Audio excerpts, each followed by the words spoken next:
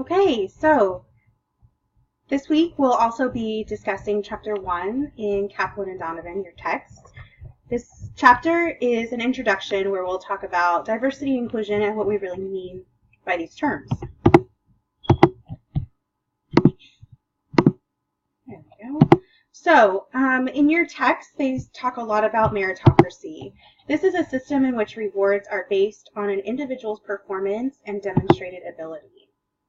They asked the question, does meritocracy exist? In the text, they had asked CEOs and other top-level executives if, in their organization, people were promoted based on merit, based on the fact that they deserved that promotion or that raise. And all of these executives said, of course we have a meritocracy in an organization. However, there's a lot of evidence to say that meritocracies don't exist. How do we know that? Let me flip to the next slide. We know that meritocracies don't exist because when those same CEOs were asked, are women as capable as men? They said, of course they are. Of course they're as capable as men. But then when we look at the statistics, we see that only 3 Fortune 500 companies have equal men and women. We see that women hold fewer than 15% of executive positions.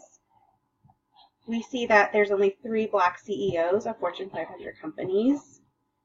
And as of 2017, only 12 of the Fortune 500 companies had 0 women on their board of directors. So, if women and men are equal, and if race has no impact on merit, then we should see equality. We should see these statistics to be equal, right? We shouldn't see significant differences. So this is evidence that meritocracy does not exist. However, we of course should strive for it. We should strive to have fairness in who gets promoted and who gets rewarded for their efforts.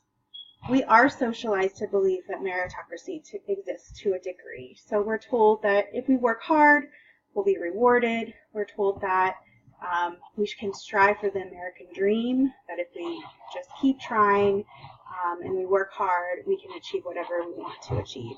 At the same time, though, I think many of us are also taught that who you know matters, that people who are born into privilege maybe have it a little bit easier in some circumstances than others.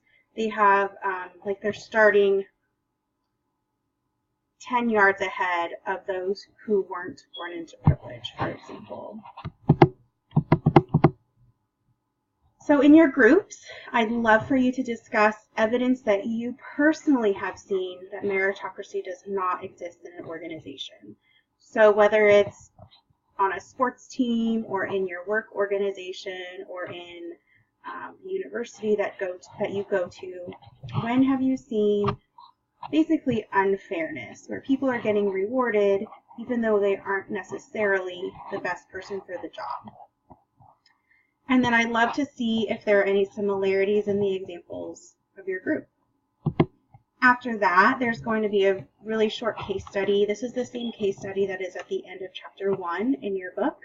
So you'll each pick a question to discuss from that case study, and if someone replies to your post, I'd love to see some discussion there. I know that not everybody has the time to be on the discussion boards with a lot of frequency, so I'm not going to be grading you on if you go above and beyond with your discussions with the others in your group. However, I think that's the best way that we can learn from each other, if we have the time to engage in that conversation. If you don't have the time, that's okay. Maybe go back to the discussion board at a later time and just read your people's posts. I will see you soon.